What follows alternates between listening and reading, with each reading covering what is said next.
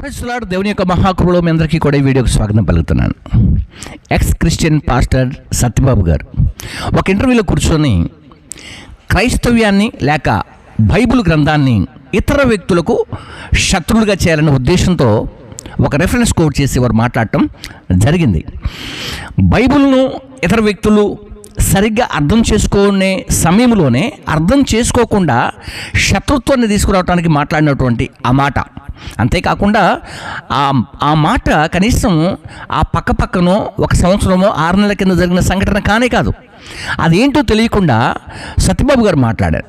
అసలు ఏం మాట్లాడారు వారు, ఎందుకు అలా మాట్లాడాల్సి వచ్చిన సమయం వచ్చింది అనే విషయాలని మనం ఈ వీడియో ద్వారా చూడబోతున్నాం.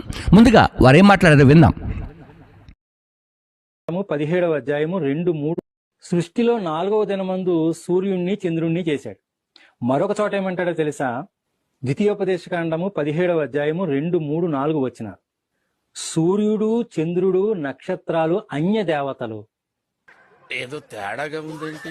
ఆది కాండంలోనేమో అవి మీకు వెలుగివ్వడానికి మీకు దిన సంవత్సరాలు తెలియజేస్తాయన్న. ద్వితీయోపదేశకాండం వచ్చేసరికి సూర్యుడు, చంద్రుడు, నక్షత్రాలు అన్య దేవతలు, వాటికి మ్రొక్కిన వాళ్లను ఊరి బయటకు తీసుకువెళ్లి రాళ్లతో సాగొట్టండి. భగవద్గీతలో ఏమన్నాడంటే సూర్యుడును. రైట్, విన్నారు కదా.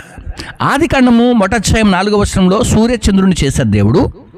చేసినటువంటి ఆటిని లేకుంటే ఆ సూర్యుడిని, ఆ చంద్రుణ్ణి ఆ తర్వాత వచ్చిన సమాజము ఆరాధిస్తుంటే, పూజిస్తూ ఉంటే అలాంటి వాళ్ళని రాళ్లతో కొట్టి చంపేయమని చెప్పి ఆయనే చెప్పాడు.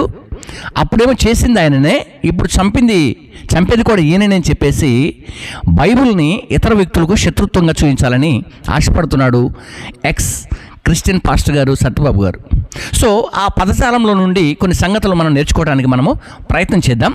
చేసే ముందు ఇలాంటి వ్యక్తి మరొకరు ఉన్నారు బైబిల్లో. ఇలా బైబిల్ని ఇతర వ్యక్తులకు శత్రుత్వంగా చూపించేవారు మరొక వ్యక్తి ఉన్నారు బైబిల్లో. నేను ఆ వ్యక్తిని గురించి చెప్పిన తర్వాత ఈ రెఫరెన్స్ల విషయానికి వెళ్దాం. అయితే ఇక్కడ నన్ను ఒక మాట చెప్పనివ్వండి. బైబిల్ ఇతర దేవీ దేవతల్ని దూషిస్తుందా అని అంటే 100% అండి. ఎప్పటికి కూడా దూషించలా, గౌరవించి మాట్లాడింది. అర్థమవుతుందా? గౌరవించి మాట్లాడింది. అర్తిమాదేవి ఏమండి గౌరవించి మాట్లాడిందండి, ప్రేమించి మాట్లాడింది. ఎక్కడ కూడా ఆ మాట ఈ మాట, ఈ పదజాలాలు ఆ పదజాలు వాళ్ళే. అయితే సూర్యుని గురించి కానీ మన చంద్రుడి గురించి కానీ నేర్చుకోవాలనుకుంటే మీకు కొంత తర్వాత నేను చెబుతాను. ముందుగా ఇలాంటి గొడవలు పెట్టడానికి ఒక వ్యక్తి ప్రయత్నం చేశాడు బైబిల్లో. ఎవరికి? బైబిల్ నుంచి కొన్ని విషయాలను వేరే వ్యక్తులకు పరిచయం చేస్తూ ఒక దైవ సేవకులు ఆ ప్రాంతానికి వస్తే ఆ ప్రాంతంలో ఉన్నటువంటి ఈ వ్యక్తి, ఈ వ్యాపారవేత్త, ఇతడు వ్యాపారం చేసుకునే వ్యక్తి ఏం చేశాడు చూద్దాం. ఇతడు ఒక కంసాలి వ్యక్తి. కంసాలి అంటే మనకు తెలుసు కదా, అవసల వ్యక్తి. ఇతడు కూడా మరి భోజనం ఉండాలి కదా. ఇప్పుడు మన సత్యబాబు గారు ఆల్మోస్ట్గా పాస్టర్గా ఉన్నారని చెప్పుకుంటున్నారు, సంఘం ఉందని చెప్పుకుంటున్నారు. ఏది ఉందో మనకు తెలియదు, కానీ మొత్తానికైతే ఆ సంఘస్థులు కూడా ఎవరు సాక్ష్యం చెప్పలే ఆయన మా పాస్టర్ గారని. కానీ ఈయన చెప్పుకుంటున్నారు అలాగా. ఈయనకు అవార్డ్స్ కూడా ఇచ్చారు ఈ మధ్యకాలంలో. చాలా మంచిది, సంతోషం, బెస్ట్ ఆఫ్ లక్. కానీ మీరు బ్రతకడానికి ఏదైనా పని చేసుకోండి. క్రైస్తవ్యం మీదనే ఇలాంటి వీడియోలు చేసి మీరు బ్రతకాలంటే ఇంపాసిబుల్ సార్, కష్టం, చాలా కష్టం. కాబట్టి మీరు బ్రతకడానికి కరుణాకర్ గారిని అడగండి. ఏదో ఒక పని, మీకు ఒక బిజినెస్ ఏదో ఒకటి పెట్టించమని చెప్పండి. ఇలాంటివన్నీ చేసి ఎందుకు హేళనగా మాట్లాడి చివరికి దేవుని దృష్టిలో శత్రువులు అవుతారు మీరు. కాబట్టి పెద్దలు కాబట్టి, వయసులో పెద్దవారు కనుక నా సలహా ఏంటంటే మీరు ఏదైనా పని చేసుకుంటే చాలా బాగుంటుందని నా ఉద్దేశం. ఒక అటు ఇటు వెళ్ళకుంటే ఏదైనా ఒక షాప్ అన్న పెట్టించుకోనండి కరుణాకర్ గారిని, ఈజీగా పెట్టించేస్తారు వారు. కాబట్టి ఈ సమయంలో గమనిద్దాం. బైబిల్ గ్రంథంలో విషయం ఏంటంటే గమనిద్దాం. ఈ బైబిల్ విషయంలో అపోస్తల కార్యగ్రంథం 19వ అధ్యాయంలో ఒక వ్యక్తి ఉన్నాడు. అతని పేరేం పేరంటే దేమేత్రియా అనే ఒక వ్యక్తి. అతని పని ఏంటంటే వెండి గుండ్లు చేసి అమ్ముకునేవాడు. వెండితో గుండ్లు చేసి అమ్ముకునేవాడు. ఆ గుండ్లు చేసి అమ్ముకునేవాడు ఎక్కడ అమ్ముకునేవాడు, ఎవరికి అమ్మేవారు అంటే అక్కడ ఉన్న ప్రజలకు అమ్ముకుంటూ ఉంటే అక్కడ ఒక దేవాలయం ఉంది. ఆ దేవాలయం పేరు ఏంటంటే అర్తిమాదేవి దేవాలయం. గమనించండి, ఇక్కడ దేవతలను లేకపోతే దేవుళ్ళు అనబడినటువంటి వ్యక్తులను బైబిల్ అవమానిస్తే ఇక్కడ వేరే పదమును రాయాలి. అన్య దేవతలోని రాయాలి ఇక్కడ. అలా రాయలేదు బైబిల్లో. నేను చదివి వినిపిస్తాను, చక్కగా చూసుకోవడానికి మీరు ప్రయత్నం చేయండి. 24వ వచనం నుంచి నేను చదువుతున్నాను, చక్కగా వినండి. మీ కొరకు అక్కడ వేస్తాను కూడా, చదువుకోండి మీరు. ఎలా అనగా దేమేత్రియను ఒక కంసాలి అర్తిమాదేవికి వెండి గుండ్లను చేయించుట వలన ఆ పని వారికి మిగుల లాభకం కలుగు చేయించు ఉండెను. అంటే ఈ గుండ్లను చేయించడం ద్వారా ఏం జరుగుతూ ఉందంటే అతనికి బాగా లాభం వస్తుంది, బాగా లాభం వస్తుందండి, లాభం వస్తుంది. ఇక్కడ మరి అన్య దేవతలను రాశారా? ఇక్కడ అన్య దేవతలను రాశారా? ఇందాక నేను చెప్తున్న విషయం మరొకసారి గుర్తు చేస్తాను. అన్యులు, అన్య అంటే ఏంటంటే ఇతర అని అర్థం. అన్య అనే మాటకు అర్థం ఏంటంటే ఇతర. బైబిల్ గ్రంథంలో జీవము కలిగిన దేవుడు, సృష్టికర్త అయిన దేవుడు ఏం చెప్పాడంటే దేవుడు ఒక్కడే, ఒక్కడే, దేవుడు ఒక్కడే అని చెప్పాడు. ఇక్కడ గమనించండి, ఆ ఒక్క దేవుడినే ఆరాధించమని బైబిల్ తెలియజేస్తూ ఉంది. అలాగే హైందవుని కూడా అలాగే ఉందండి. మనకి చిన్నజీవ స్వామి గారు కూడా చెప్పారు. నేను ఆ విషయాన్ని వీడియో ద్వారా మీకు చూపిస్తాను. ముందుగా ఈ విషయాన్ని క్లియర్ చేసుకుందాం. ఇతడు ఏం చేస్తాడంటే అతనికి లాభదాయకము కలుగజేసను, అతనికి బెనిఫిట్స్ బాగా వస్తూ ఉన్నాయి. అర్థమవుతుందా? ఇతను ఒక కంసాలి వ్యక్తి. కానీ ఇతను ఏం చేశాడో తెలుసా? అక్కడికి వచ్చినటువంటి సావుకులను బట్టి చూసి వారు చేస్తున్నటువంటి పరిచర్య, ఆ పరిచర్య ప్రభావితమైనదని తెలుసుకొని ఇతను ఏం చేస్తున్నాడంటే మన దేవీ దేవతలను వాడు వచ్చిన వ్యక్తులు దూషించారు అని చెప్పి వాళ్ళపైన నిందలు వేసి అవమానకరంగా మాట్లాడి వారిని కొట్టడానికి కూడా ప్రయత్నం చేస్తే అక్కడ ఉన్నటువంటి వ్యక్తులు, అక్కడ ఉన్నటువంటి పెద్దలు, ఆ ప్రాంతంలో ఉన్నటువంటి స్నేహితులందరూ కూడా ఏం చేశారు విషయాన్ని అంటే చూద్దాం. 37వ వచనానికి మీరు రండి. ఇప్పుడు ఈ విషయం అంతా చెప్పాలంటే వీడియో లెంత్ ఎక్కువ అవుతుంది కాబట్టి 37కి వద్దాం. మనం ఏం జరిగిందో చూద్దాం ఒకసారి. 37లో వీరు ఈ మనుష్యులను తీసుకుని వచ్చితిరి, వీరి గుడి దోచిన వారు కారు, ఈ గుడిని దోచుకున్న వారు వీళ్ళు కాదు. అంటే మేబీ అక్కడ ఒక దొంగతనం జరిగి ఉండొచ్చు, ఒక మోసకరమైన పనులు జరిగి ఉండొచ్చు. అయితే వాళ్ళు దోచుకున్న వ్యక్తులు కూడా కాదు. అంతేకాకుండా అక్కడ ఉన్న వాళ్ళు సాక్ష్యం ఇస్తున్నారు చూడండి, మన దేవతను దూషించడము లేకుంటే దూషింపను లేదు. ఓకేనా? అర్థమైందా? అక్కడ చక్కగా రాశాడు అక్కడ. కాబట్టి మన దేవతను దూషింపను లేదు, వీళ్ళు గుడిని దోచుకున్న వారు కాదు. అర్థమైతే సత్యబాబు గారు చాలా చక్కగా మీరు అర్థం చేసుకోవాలి సార్. ఇప్పుడు అనవసరమైనటువంటి నిందలు బైబిల్ మీద వేసి బైబిల్ని అనేకులకు శత్రువులుగా చేస్తే బైబిల్ ఏమో ఆగేది కాదండి. మీరు బైబిల్ని ఇతర వ్యక్తులకి శత్రువుగా చేయాలని అనుకుంటున్నారు. అర్థమైందా ఫ్రెండ్స్? మీరు అర్థం చేసుకోవాలి స్నేహితులారా. ఇది మనకు ఒక గ్రంథం అండి, ఒక బైబిల్ ఉందనుకోండి. ఫర్ ఎగ్జాంపుల్గా ఒక బైబిల్ గ్రంథం అండి, ఏ వ్యక్తిని ఏ మతస్థుడిని కూడా కించపరచదు. నేను ఖురాన్ కూడా చదువుతాను, ఖురాన్ కూడా ఏ వ్యక్తిని కూడా కించపరచదు. భగవద్గీత అయినప్పటికీ కూడా, వేదాలు అయినప్పటికీ కూడా, ఏ గ్రంథాలు కూడా మరొక వ్యక్తిని దూషించువాయి. మనుషులు కల్పించిన పద్ధతులే. మనుషులు చూస్తూ ఉండగానే మరొక మనిషి పైన శత్రుత్వం తీసుకొచ్చే వ్యక్తులు ఉన్నారు తప్ప ఏ గ్రంథం కూడా ఒక వ్యక్తిని దూషించదు. అర్థమవుతుందా?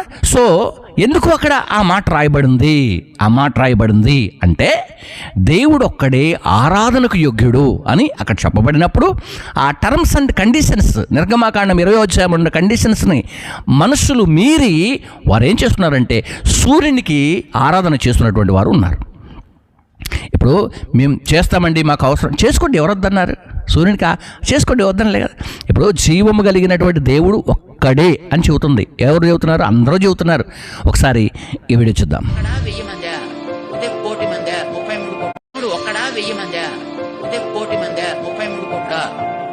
ఒక్కడే దేవుళ్ళు ఇద్దరు ఉండరు. దేవుళ్ళు అనే ప్లూరల్ నెంబర్ రాంగ్ అండి. ఆకాశాలు అంటారు ఎప్పుడైనా? గాలి, ఎయిర్స్ అంటారు ఎప్పుడైనా? అనరు. రాంగ్ యూసేజ్ కదా. అలాగే దేవుళ్ళు కూడా రాంగ్ యూసేజ్. దేవుడు ఎప్పుడు ఒక్కడే. దేవుళ్ళు 10 మంది ఉండరు. దేవుడు ఎప్పుడు ఒక్కడే. చూసారా? చిరంజీవి గారు కూడా చెప్పారు కదా, దేవుడు ఒక్కడే అని చెప్పాడు. కాబట్టి ఆ ఒక్క దేవుడిని ఆరాధించమని బైబిల్ చెప్పుద్ది అంతే. కానీ దేవీ దేవతలను అవమానించినట్లు, దేవీ దేవతలను అగౌరవపరిచినట్లు బైబిల్ ఎక్కడా ఉండదండి. అయితే అన్య అనే పదం దగ్గర ఇతరాన్ని గుర్తుపెట్టుకోవాలి మీరు. ఇప్పుడు నేను చదివిన దగ్గర అన్య దేవతలు ఉందా? లేదు కదా. అర్తిమహాదేవి అని ఉంది, అర్తిమహాదేవి గుడి దేవాలయము అని ఉంది. మరి ఎక్కడ అవమానపరిచారు సార్ సత్యబాబు గారు? కాబట్టి మీరు ఏం చేస్తున్నారంటే ఈ సూర్య నమస్కారాలు చేసేవారికి ఈ బైబిల్ని శత్రువుగా చూస్తున్నారు. ఈ విషయం తెలుసుకున్నటువంటి ఒక వ్యక్తి అక్కడ ఎమ్మటి కౌంటర్ వేస్తున్నాడు, సూర్య చంద్రుడు లేనటువంటి ప్రాంతానికి వెళ్ళండి మీరు అని. ఇక వారు పాపం చదవటం ప్రారంభించారు. అర్థమవుతుందా? గమనించండి ప్రేమటి వాళ్ళరా, నేను ఏ విషయాన్ని క్లియర్ చేయడానికి నేను ఈ వీడియో చేశాను తెలుసా? ఇప్పుడు నేనేం చెప్పబోతున్నానో జాగ్రత్తగా వినండి, మీరందరూ జాగ్రత్తగా వినండి. ఇప్పుడు బైబిల్ గ్రంథమైన, ఖురాన్ అయినా, లేకపోతే మనకున్నటువంటి భగవద్గీత అయినా, రామాయణమైనా, ఏ వేదాలు ఏ గ్రంథాలైనప్పటికీ కూడా అండి చదువుకొని వారి విశ్వాసంలో ముందుకు వెళ్ళాలి, వారి విశ్వాసంలో నుండి కొనసాగాలి. ఇతర వ్యక్తుల్ని ఏలిపెట్టి చూపించడానికి అది నీకు తెలియదు, ఆ సందర్భమే తెలియదు, అసలు వాస్తవంగా ఆ సందర్భం తెలియదు, ఆ యొక్క విషయం కూడా నీకు తెలియదు. వాళ్ళని ఎందుకో ఆ రాళ్ళతో కొట్టండి అని చెప్పాడంటే కొట్టి చంపేయమని కాదు. ఇప్పుడు గమనించండి, హత్య చేస్తే ఉరి తీయమని మన కాడ ఉందండి. మన కాన్స్టిట్యూషన్లో హత్య చేస్తే ఉరి తీయాలని ఉంది. ఉరిని కూడా రద్దు చేసింది కదండి మన దేశం కొన్ని రోజులు. అర్థమవుతుందా? కొన్ని కండిషన్స్ ఉంటాయి. ఇప్పుడు మన పిల్లలు ఉంటారండి, నువ్వు ఇంకోసారి కనుక ఆ వ్యక్తితో తిరిగితే నీ 2 కాళ్ళు ఎరగొడతా అంటాం. ఎరగొడతామా? ఇంకోసారి ఆ పిల్లలు ఎమ్మటి కనబడ్డావంటే నీ తల 2 ఒక్కలు చేస్తానంటాం. చేస్తామా? నా కోపం తెప్పించేవాడు చంపేస్తా అని అంటాం. చంపుతామా? దేవుడు కూడా అలాగేనండి, కొన్ని పెట్టాడు కానీ చేస్తాడా? అర్థమవుతుందా?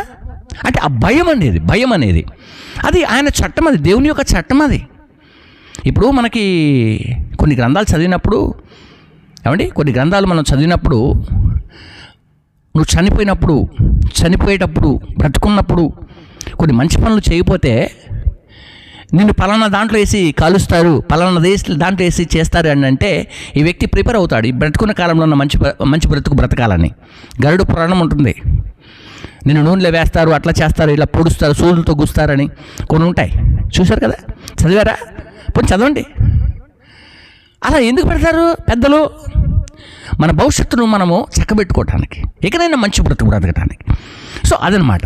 ఇప్పుడు గమనిద్దాం.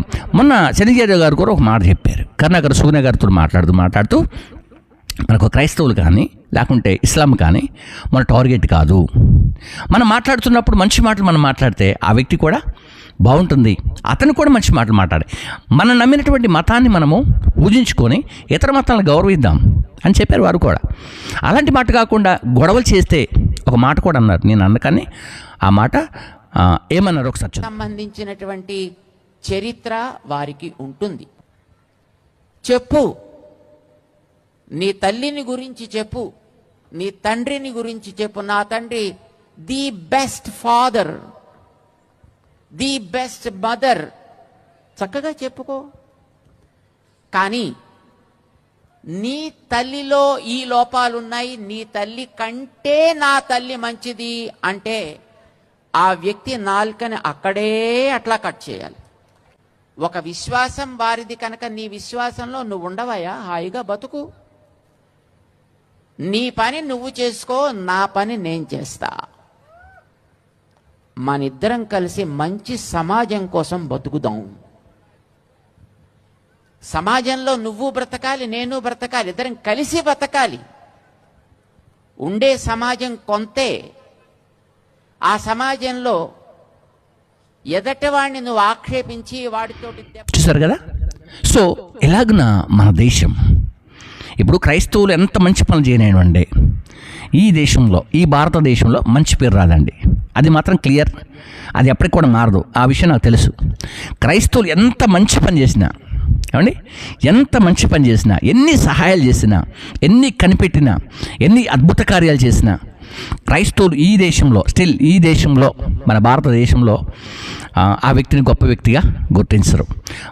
మన దేశంలో అలా గుర్తిస్తే, అంటే మంచి పనులు చేసే వాళ్ళని గుర్తిస్తే, అబ్రహాం లింకన్ వెళ్ళి అమెరికా దేశంలో ప్రెసిడెంట్ కాడు అక్కడ, ఓకేనా. సో ఇక్కడ అయ్యేవాళ్ళు చాలామంది ఉన్నారు. ఈ దేశంలో శాస్త్రవేత్తలు, సైంటిస్టులు చాలామంది ఉన్నారు. కాబట్టి వాళ్ళు గమనించండి, గుర్తించండి.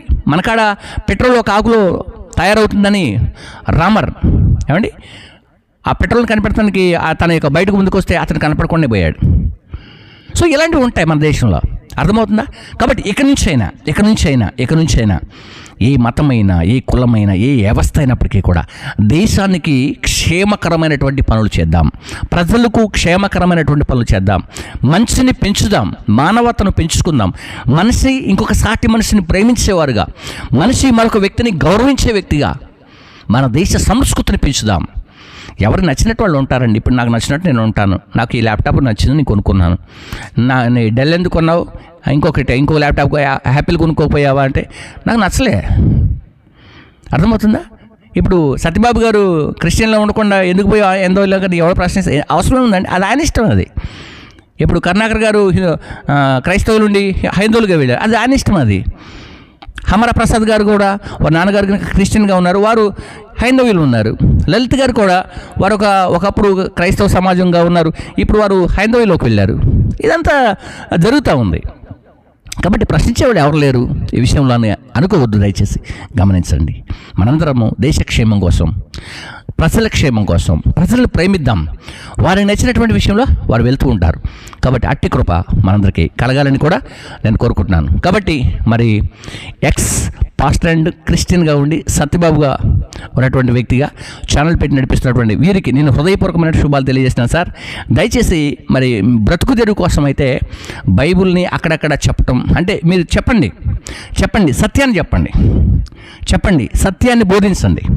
అంతకుమించి ఏం చేసినప్పటికీ కూడా ఇప్పుడు మనకు చిన్నజీవి గారు చెప్పారు ఆ మాట, మరి అది గుర్తుపెట్టుకోండి.